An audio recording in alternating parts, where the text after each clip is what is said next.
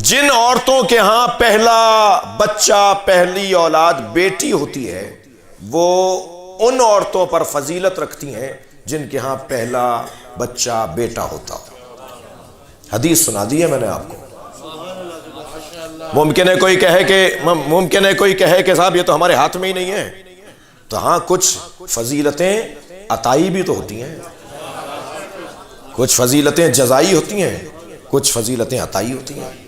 یہ اس خاتون پر عطائے پروردگار ہے کہ اسے اللہ نے پہلے بیٹی دی ہے۔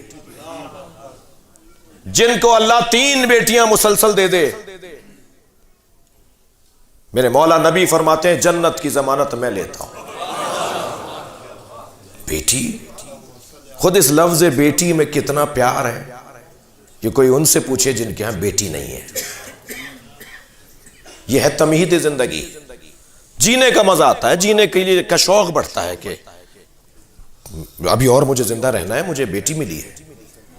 میں اور آپ تو کیا حیثیت رکھتے ہیں جب سرکار دو جہاں یہ فرمائے کہ فاطمہ کو دیکھ کے تبلیغ میں لطف آتا ہے۔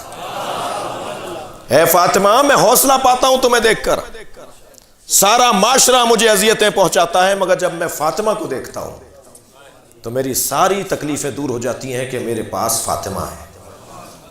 بیٹی تمہید زندگی، یہ جب اصل زندگی میں ڈھلتی ہے تو یہ بیوی بنتی ہے۔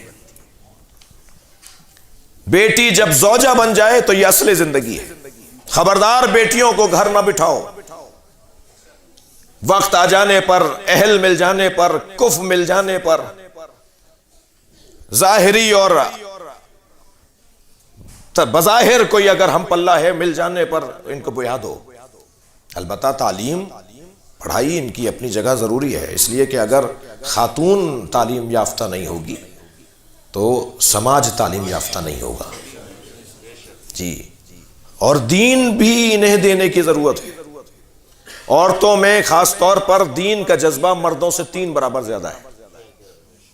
اگر میری بات روشن نہ ہو تو مثال دوں، میں تو 3 مجلسوں کے بعد تھک جاتا ہوں، یہ سارے دن مجلس ایک گھر سے دوسرے گھر میں، دوسرے گھر سے تیسرے گھر میں، اور اس کے بعد بھی گھر آ کر کہتی ہیں ایک مجلس رہ گئی ہے وہ کر کے آ جاؤں۔